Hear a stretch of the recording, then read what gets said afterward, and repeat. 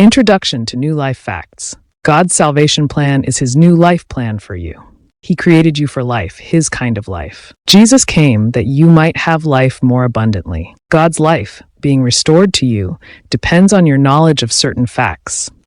I share with you the 7 essential facts which open the way to God's lifestyle. Know these facts and live.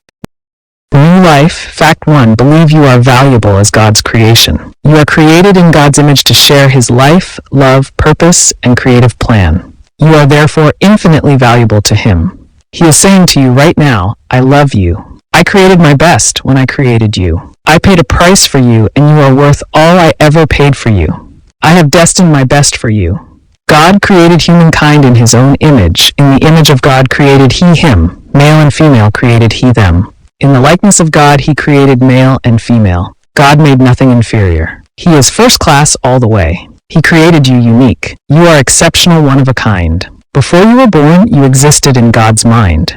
He knew this world would need you at this time. He planned you with a special purpose that no one but you could fulfill, because no one on earth could do what you are here to do. Your God-given value does not depend on special genes from superior parents. Your worth before God is not measured by your assets, the color of your skin, superintelligence, or formal education. All sorts of miracles start happening when you discover and accept your value and your potential. The Bible says you are God's workmanship. The man who wrote most of the Psalms was wonderstruck by how God made human persons. The Lord made people a little lower than God and crowned them with glory and honor.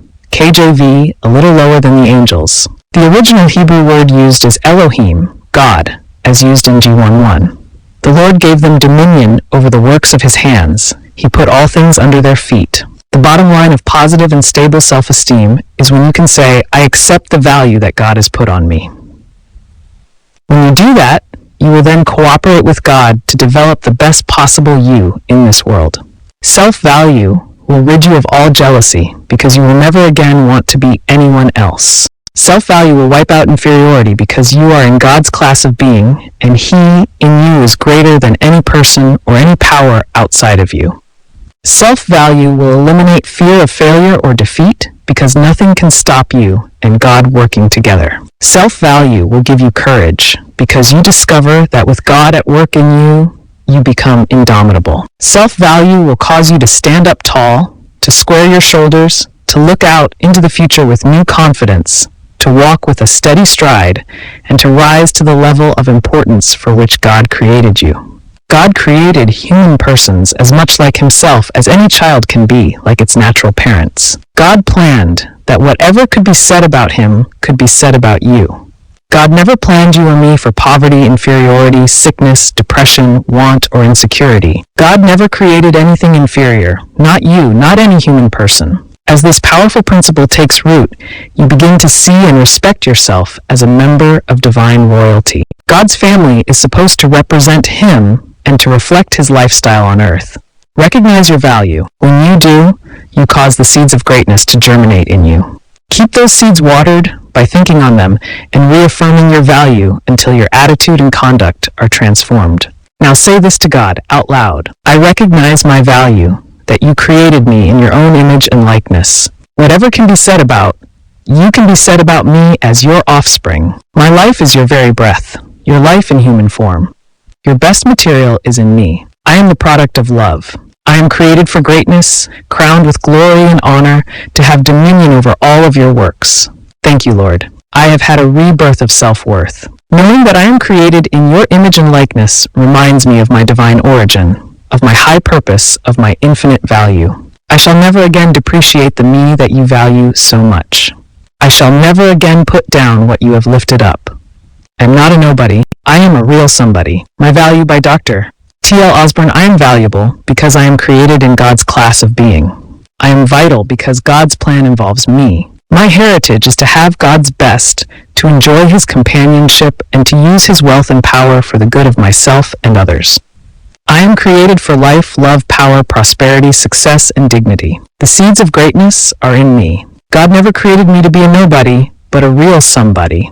I therefore recognize my self-value, that God designed me for His lifestyle, and I now know that He planned life's best for me as his child. I shall no longer discredit or demean or destroy what God created in his own image and values so much. I welcome God's friendly voice. He reminds me of my divine origin, of my high purpose, and of his love plan to help me achieve, enjoy, and share his best in life. New life. Fact 2. Know that distrusting God's word is the original and basic problem. God's dream for humanity is recorded in the Bible book of Genesis. His plan was to reproduce himself in Adam and Eve and to have companionship with them. But their friendship had to be two-way. God would need to be sure that Adam and Eve wanted him like he wanted them. They were not required or forced to respect him any more than you are. God placed them in the Garden of Eden and gave them every tree that is pleasant to the eye and good for food, and the tree of life also in the midst of the garden. The only condition, since they were created in God's image to share his lifestyle, they were to trust what he said. God made one single restriction to measure their faith and confidence in his dream for them. He said, "Of every tree of the garden you may freely eat, but of the tree of the knowledge of good and evil you will not eat of it, for in the day that you eat of it you will surely die." They were expected to have confidence in what God said, and that is all that he expects of you and me. Satan, God's enemy, heard of God's dream and conceived a scheme to induce Adam and Eve to betray God's trust. Satan came into the garden. He contradicted God, asserting himself as an authority, and said, "If you eat of that tree, you will not surely die." Eve took of the fruit and ate it, and gave some to her husband with her, and he ate it. That was the original sin, distrusting God's word. Say this to God: "Lord, now I understand why faith is so important. That is all you ask of me, just to believe your word. I now realize that lack of confidence in your word was the original sin. Your friendship and companionship with me depend on our mutual trust. You want to know that I desire your company and your lifestyle, just like you have proven that you desire mine. And the only way I can prove my affection for you is to trust what you say. I have not done that in the past. I now realize why I've had to walk alone. I have played into the enemy's hands by abusing the trust of life you placed in me. With the knowledge of this basic problem, I come to you, O Lord, convinced that your word and your way is the only basis for the abundant and blessed life you created me for. From today, my choice shall always be to totally trust in your living word. Amen. New Life Fact 3.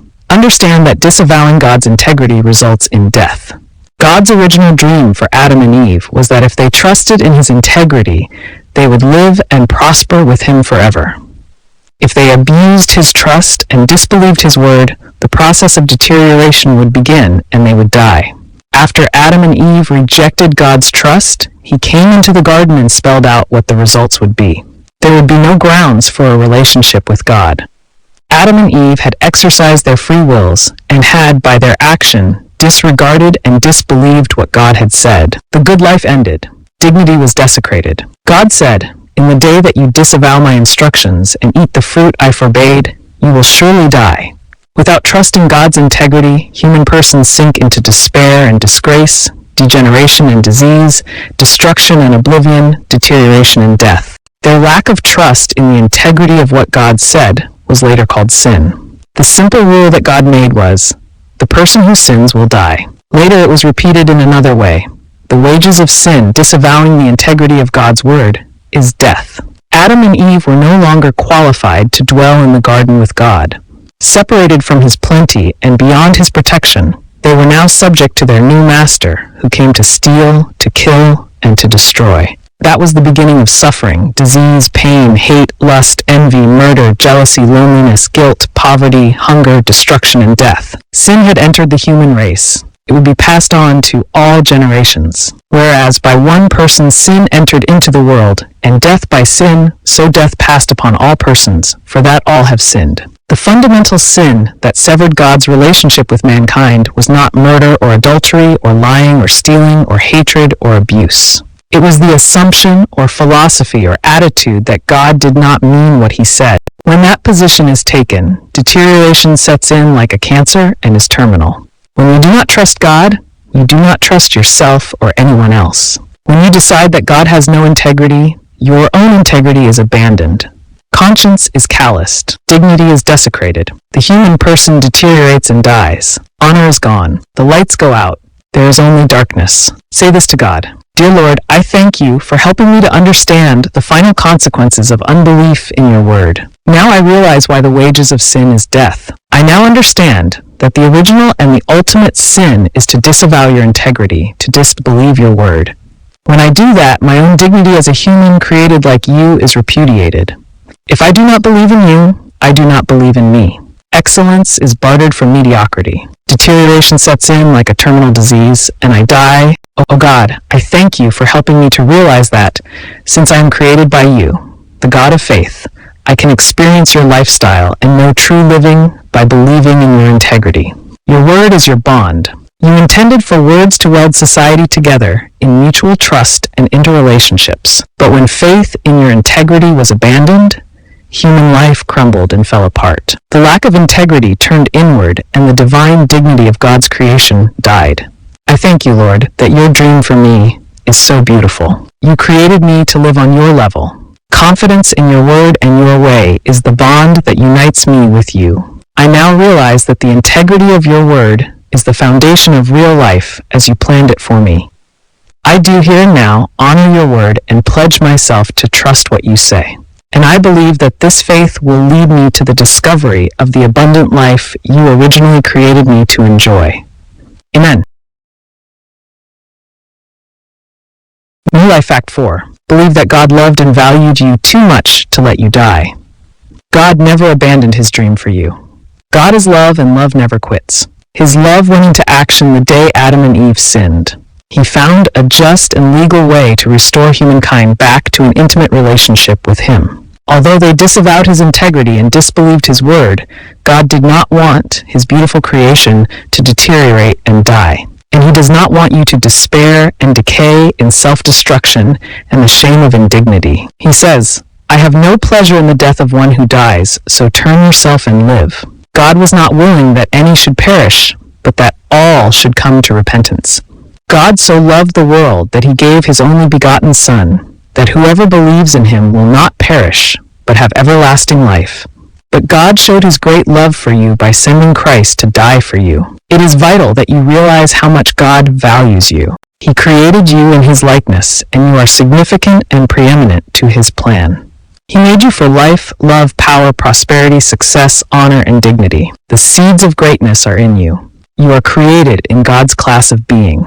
God's whole dream is reflected in you. He loved and valued you too much to let you self-destruct. When you learn to esteem what God esteems and value what he values, then you are ready to comprehend God's salvation plan for you and to reevaluate your own life by the measure of what he has paid to redeem you from death.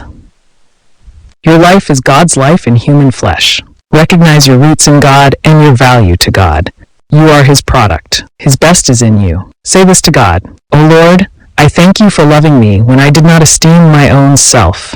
Thank you for placing such a high value on me. Though I abused your trust of life in me and disavowed your integrity, you valued me too much to let me die in my sins. Although I deserved deterioration and death, your love reached out to find a way to save me and to redeem me to yourself so that we could be friends and partners in life like you originally planned. Because you are love, you never take pleasure in seeing even the most rebellious and destructive person deteriorate and die. You value me so much that to have me near you as a friend and a partner, you prefer to pay the full penalty of my sins in order to justify me and to redeem me. Dear God, thank you for your love for me. Knowing how you value me, I am learning to value myself. I respond to your love, and here and now, I sincerely thank you for reaching out in love to save me and to lift me out of death into your abundant life. Amen.